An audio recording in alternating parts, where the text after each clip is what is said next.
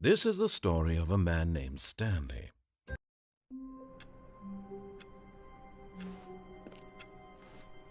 All of his co-workers were gone. What could it mean? Stanley decided to go to the meeting room. Perhaps he had simply missed a memo.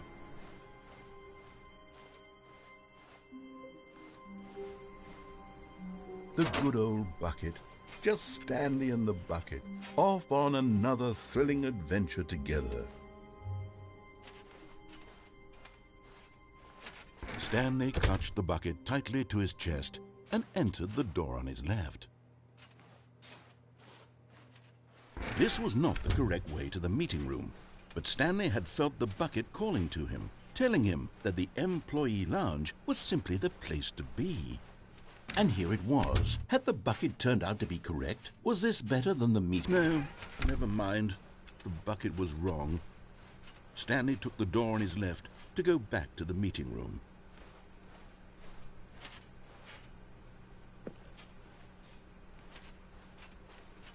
And so the two of them detoured through the maintenance section and walked straight ahead to the opposite door.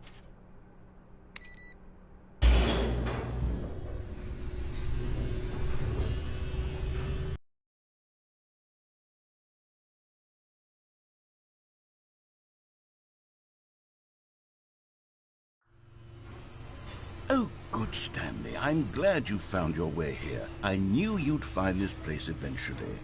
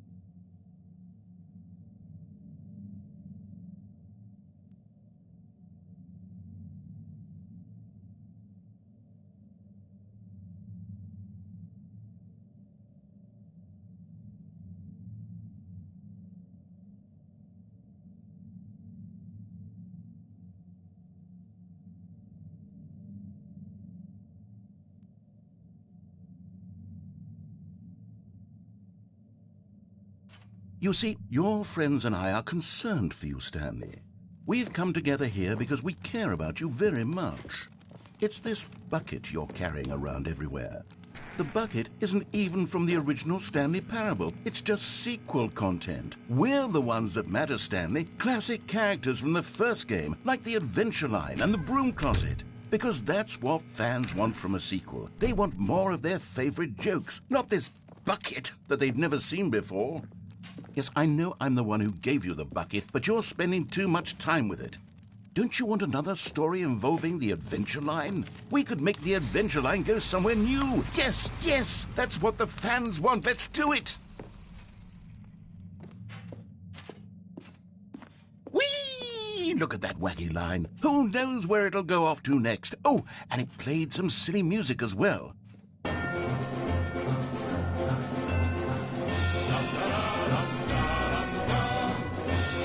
Now this is what the Stanley Parable is all about. Don't you remember all those great jokes from the original dialogue? Also, Stanley is addicted to drugs and hookers. Yes, it's as classic now as it was back then. Let's do it for the fans, Stanley. Let's give them more content exactly like this. But if we want to do that, you're going to have to give something up.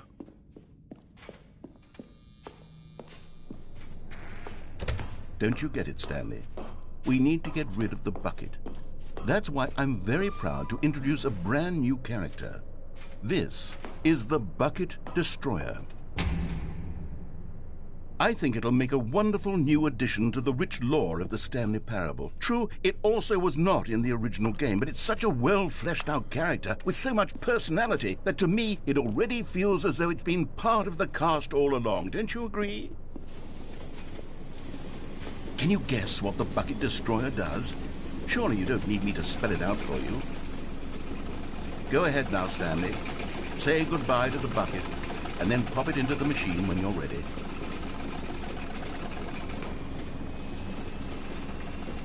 Now listen to me. It's crucial that you give it the bucket.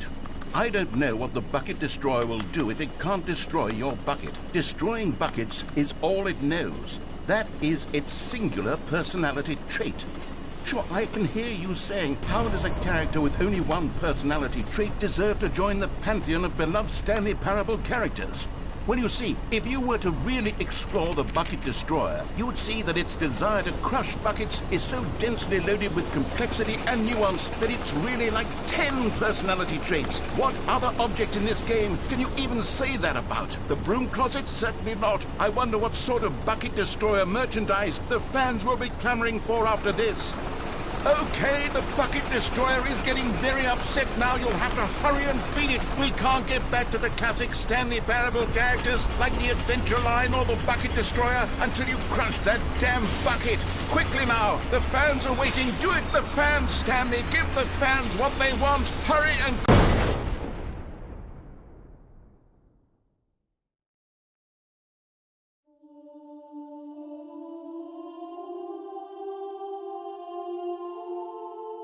The Bucket Destroyer, my prized creation. You had so much potential. We were going to do such marvelous things with you, tell such spellbinding stories about you. All of it squandered now. Goodbye, new friend. For the moment in time that you were here, you were magnificent.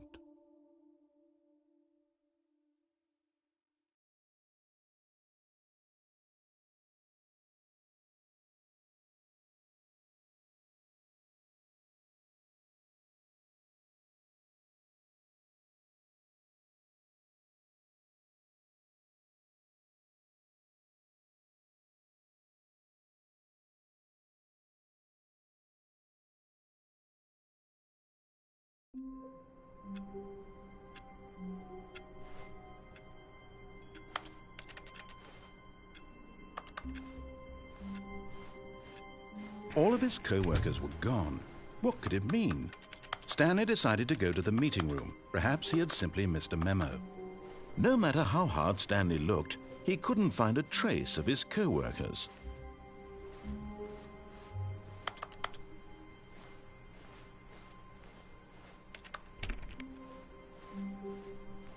Where are we going today? The bucket asked. Stanley just smiled. Anywhere they went together would be perfectly fine with him.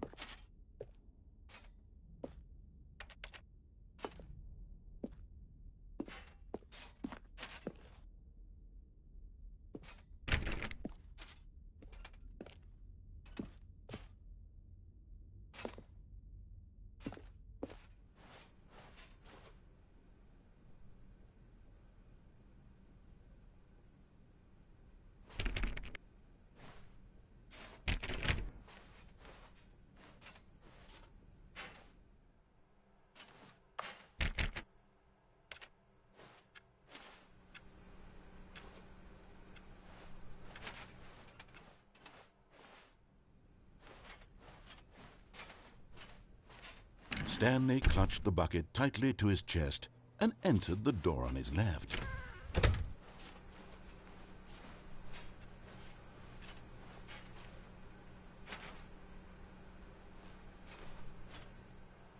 Still no one was here. Stanley needed the bucket's warmth and comfort now more than ever. Perhaps his boss's office was where he'd find answers.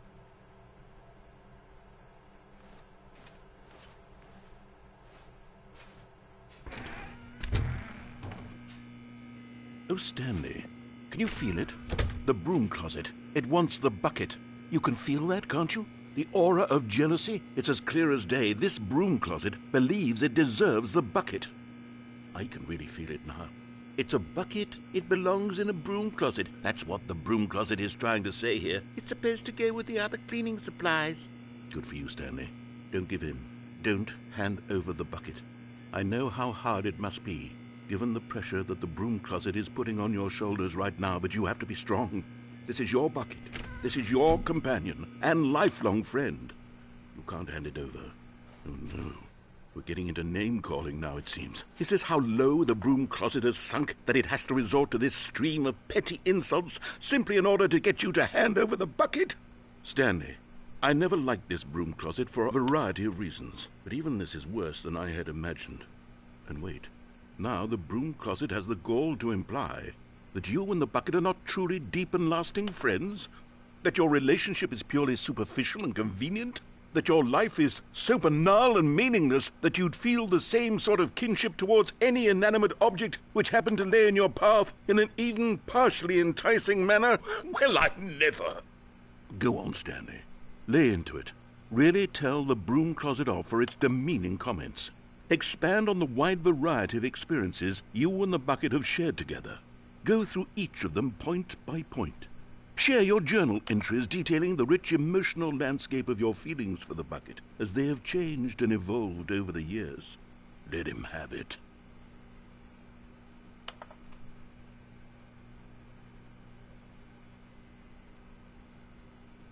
Okay, I've got you something which I think will help settle this debate once and for all. Here we go. There. Now it's settled. No more debate, no more discussion. Take a hike, broom closet, with all your meandering philosophical diatribes about the nature of cleaning supplies and their relationship to broom closets in the natural order of things.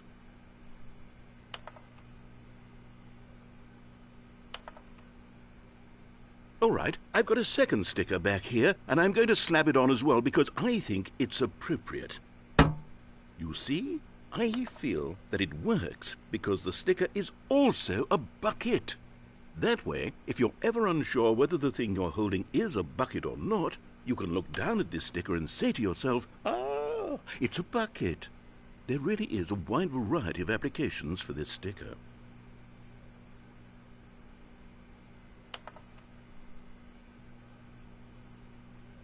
You know what? I could take the name-calling and the dismissal of your kinship with the bucket, but now the broom closet is just giving us the silent treatment, and to be honest, I'm sick of the pettiness on display. You can stay here all you like, but I've had it with this impetulant room of cleaning supplies, easily the most childish such room I've ever been in. I'll see you outside, and we can get on with the story about you and your bucket.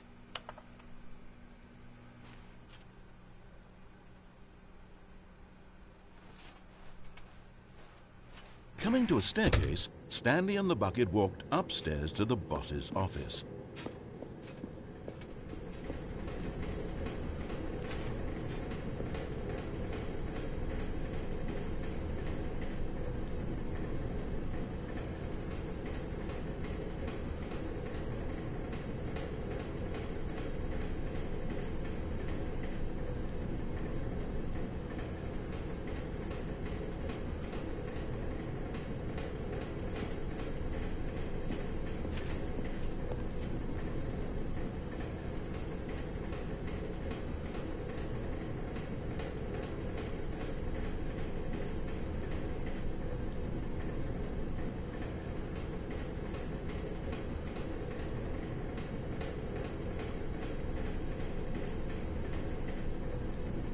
But Stanley just couldn't do it.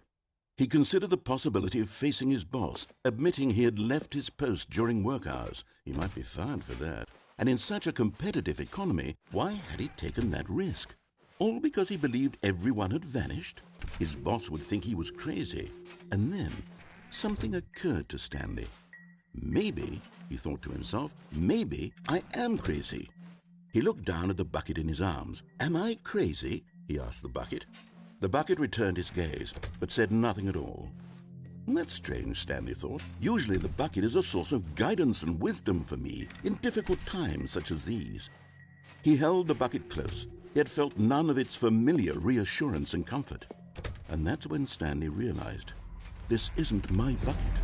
It's just a normal, everyday bucket. Someone else's bucket, perhaps. How did I end up with someone else's bucket? This is all terribly wrong. Surely no good would come from this. Who knows what sorts of bizarre hallucinations Stanley might experience without the psychologically grounding presence of his bucket.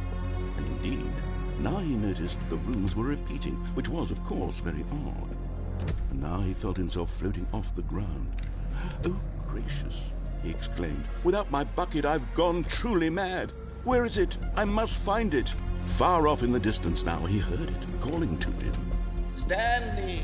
Stanley, it's me, the bucket." Could it truly be? He rushed forward from room to room, passing by one bucket after the next. None of them were his. None of them were his special bucket. "Come to me, Stanley. Find me." He had to find the bucket. He had to return to his old friend. It was the only way to truly restore his sanity. And then suddenly, he froze dead in his tracks. He knew where the voice of the bucket had been coming from. The real bucket was inside of him all along. It was incredibly painful. Stanley doubled over in agony and blacked out.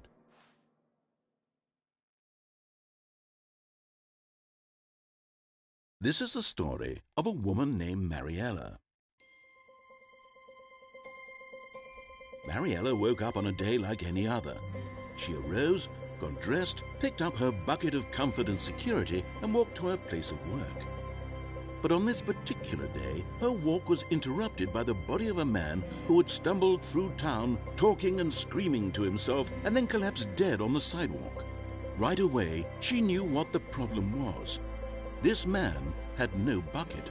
Of course he'd gone mad, ranting and raving about a narrator describing all of his actions and how everything is predetermined and free will is an illusion and it's all just a video game. It could all have been prevented if only he'd taken his bucket with him. Perhaps he didn't even realize he'd forgotten his bucket at home in the first place. How cruel the world can be, Mariella thought, and she hugged her own bucket even tighter. But of course, she had no time for this. There were a myriad of confusing problems she would soon have to confront at work, for which her bucket would provide absolute guidance and total clarity on everything. Heck yes, she thought to herself, my life kicks ass. And she backflipped all the way to work.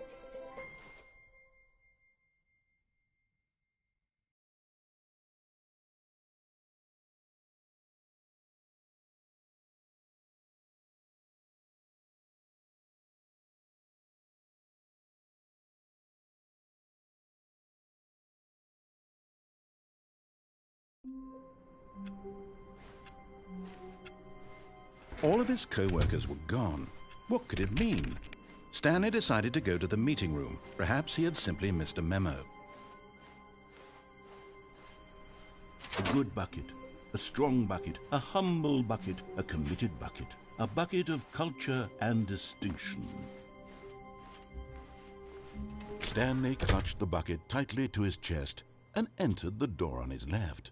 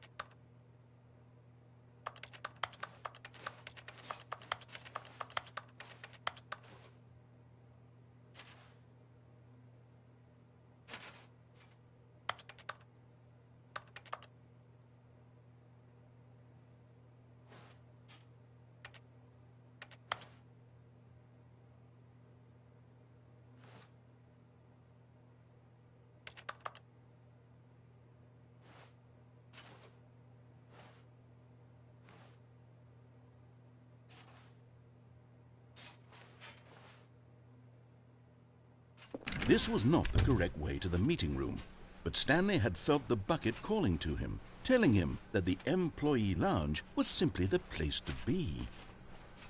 And here it was. Had the bucket turned out to be correct? Was this better than the meeting room? Yes, Stanley thought to himself. Yes, perhaps it truly was. How insightful the bucket turned. No, never mind. The bucket was wrong. Stanley took the door on his left to go back to the meeting room. No, said the bucket. don't go to the meeting room. Go somewhere else. The cargo lift, yes. Go there. Go to the cargo lift.